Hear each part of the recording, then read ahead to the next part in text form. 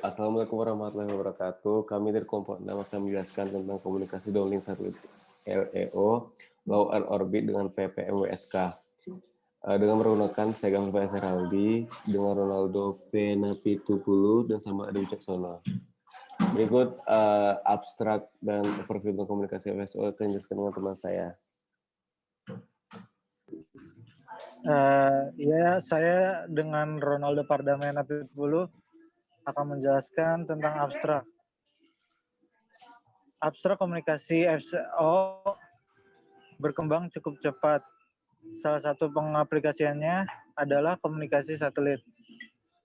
Pada paper ini akan dijelaskan mengenai komunikasi satelit LEO dengan ground station atau download link menggunakan teknik modulasi PPM WSK yang menjadi salah satu jawaban untuk menekan penggunaan daya pada komunikasi downlink dengan pengukuran performansi menggunakan direct detection untuk modulasi PPM WSK.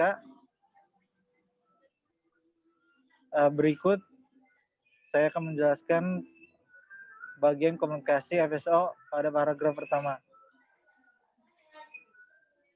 Dalam beberapa tahun terakhir, komunikasi berkembang sangat cepat dan mengalami banyak peningkatan dalam informasi dan teknologi komunikasi. Dengan bertambahnya penggunaan internet, video conference, live streaming, dan lain-lain, bandwidth dan kebutuhan kapasitas semakin meningkat. Untuk memacu perkembangan tersebut, maka harus menggunakan optical carrier yang dapat menyediakan bandwidth tinggi dan kapasitas aplikasi.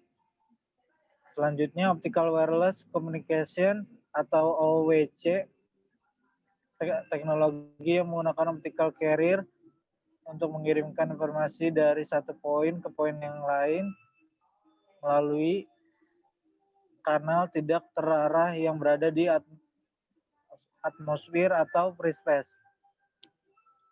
OWC merupakan kandidat selanjutnya untuk broadband berkecepatan tinggi yang memberikan bandwidth tinggi, penyebaran yang mudah, dan pengamanan kanal yang aman.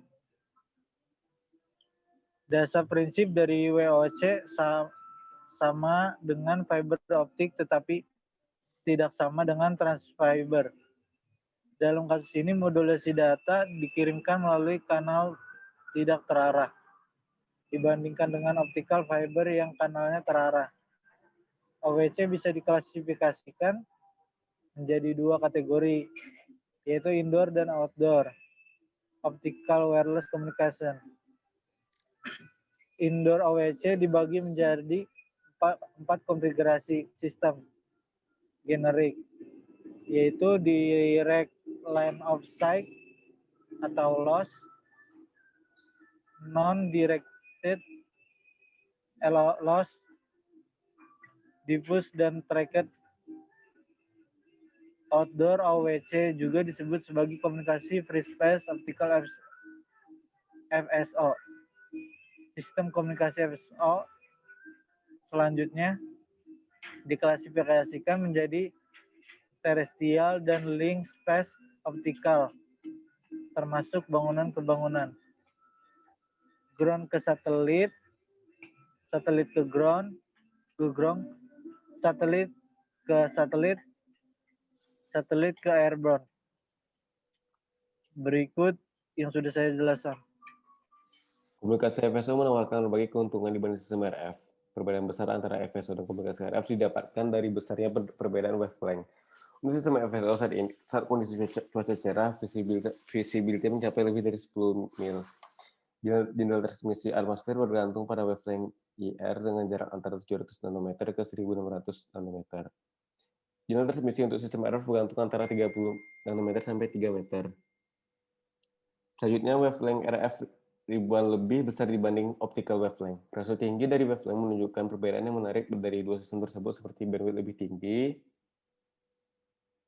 power rendah, dan kebutuhan massa. Direktivitas tinggi dan keamanan tinggi. Selain tambahan dari beberapa keuntungan di atas, komunikasi FSO menawarkan keuntungan kedua, yaitu mudah untuk diluaskan dan mengurangi ukuran dari network segments. Tetapi kekurangan utama yang dimilikinya adalah kebutuhan dari tepatnya sebuah sistem ATP dikarenakan beam divergence yang diluncurkan harus lurus. Sehingga komunikasi FSO bergantung pada cuaca yang tidak dapat diprediksi, kondisi atmosfer yang dapat menurunkan performa dari sistemnya. Faktor yang membatasi lainnya adalah posisi dari matahari relatif menuju laser transmitter dan receiver. Dalam keselarasan tertentu, pancaran solar background dapat meningkat dan bisa meningkatkan performa yang buruk. Dengan semua penjelasan di atas tentang FSO bisa dikatakan lebih unggul dibandingkan RF karena FSO mempunyai bandwidth lebih tinggi dibandingkan RF karena bandwidth lebih tinggi tersebut menghasilkan pengiriman data lebih cepat dan efisien dibandingkan dengan RF. Kebutuhan daya dan massa transceiver lebih rendah dibanding RF. FSO juga tidak membutuhkan lisensi spektrum. Contohnya adalah kelebihan FSO yang dapat dilihat adalah dapat komunikasi satelit to ground atau downlink dengan jenis satelit yang digunakan adalah satelit LEO low Earth orbit dengan jarak dari permukaan altitude sebesar 180 sampai 2000 km. Komunikasi tersebut menggunakan panjang gelombang yang reliable untuk digunakan, yaitu laser AIGA AS laser diode mempunyai wavelength sebesar 847 nanometer per 810 nanometer dan mempunyai parameter sebesar 50 fps. 40 cm dan 4 meter ukuran teleskop, transmitter, dan receiver masing-masing mempunyai perbedaan sebesar 5 wirat.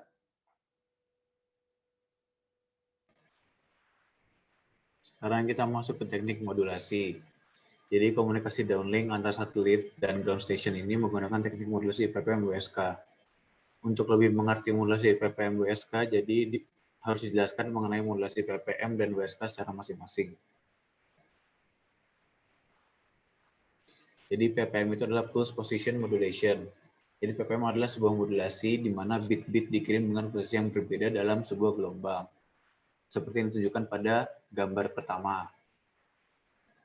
Secara matematis, sebuah PPM dengan dimensi M dapat dideskripsikan sebagai encoding dari sebuah sumber K-bit, U sama dengan U1 sampai UK, di mana K adalah elemen 0 dan 1. Ke sebuah sinyal X dari 0, 0,1,0,0, di mana X adalah elemen 0,1 dan M adalah sama dengan 2 pangkat K, yang memiliki sebuah bit 1 pada setiap posisi yang ditentukan oleh representasi desimal dari U. Lalu kanal transmisinya ini ditunjukkan pada gambar kedua. Jadi dari U ke PPM modulator, lalu jadi X, lalu ke PPM simbol channel, menjadi vektor R pangkat M. Lalu untuk WSK, WSK itu adalah wave shift keying. Jadi dari sudut pandang teori komunikasi, wave shift keying merupakan hal yang mirip dengan PPM, tetapi menggunakan single pulse sinar laser dari sebuah panjang gelombang atau sebuah M time disjoint time slots. Jadi WSK ini menempatkan sebuah pulsa pada sebuah M panjang gelombang terpisah menjadi sebuah M detektor optik yang ditunjukkan pada figur 3. Lalu kita masuk ke PPM WSK. Ini adalah salah satu cara untuk menghindari peningkatan linear daya terhadap data rate, di mana peningkatan tersebut merupakan karakteristik dari WSK. Jadi untuk mengurangi peningkatan linear, kita menggunakan PPM. Makanya di sini menggunakan gabungan dari PPM dan WSK. Dengan membatasi jumlah pulsa laser menjadi sebuah M time slot, memungkinkan pulsa laser untuk mengambil N panjang gelombang, perkembangan daya rata-rata yang rendah yang dihasilkan PPM dapat dijaga dengan penambahan data rate. Hal ini dapat didemonstrasikan dengan mengobservasi bahwa dimensi dari sebuah signal space telah dinaikkan dari M dimensi PPM menjadi NM dimensi untuk PPM WSK. Nah, jadi ini gambar keempat merupakan binary WSK dengan 4 ppm menggunakan 2 frekuensi dan 4 time slot untuk setiap 3 bit. Jadi bitnya itu 101, 001, Jadi dibagi dua. Jadi 101 dan 100. Lalu kita masuk ke direct detection dari PPM dan WSK. Direct detection ini digunakan untuk melihat performansi PPM WSK, di mana probabilitas correction detection-nya menggunakan Poisson channel seperti rumus yang ditunjukkan pada rumus di bawah ini. Untuk KB lebih besar dari 0. Untuk KB sama dengan 0, maka akan didapatkan persamaan seperti pada persamaan di bawah ini.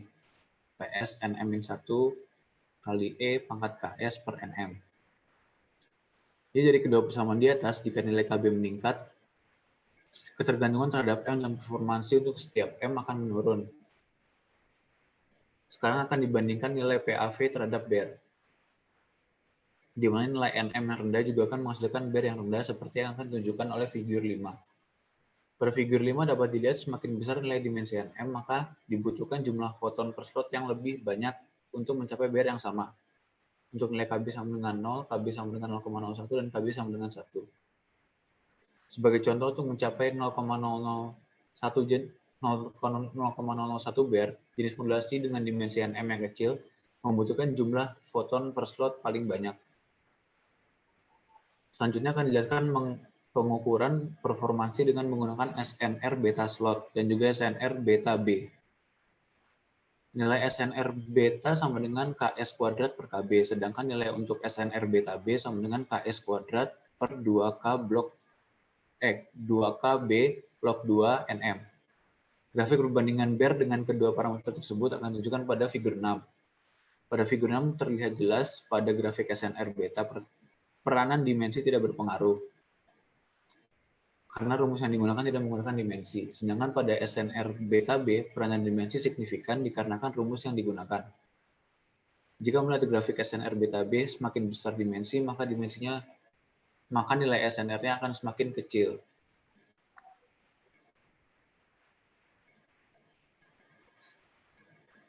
Ya, jadi ini adalah figur 5 perbandingan BER terhadap PAV atau daya average.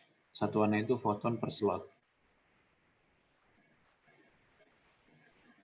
Lalu ini figur 6 perbandingan SNR beta dan SNR beta B. Kita masuk ke kesimpulan. Lalu kesimpulan dari paper kali ini adalah komunikasi dengan satelit ground station membutuhkan daya yang lebih kecil dibandingkan dengan komunikasi uplink. Hal ini dikarenakan oleh ketersediaan sumber daya yang ada. Untuk mengatasi hal tersebut, maka komunikasi dengan menggunakan polusi PPWSK merupakan sebuah teknik yang akan menjawab permasalahan tersebut. Dari hasil performansi dapat dilihat bahwa modulasi memiliki dimensi NM lebih kecil, memiliki PAV yang lebih besar, sehingga menghasilkan SNR beta B yang lebih baik. Sekian dari kami. Assalamualaikum warahmatullahi wabarakatuh.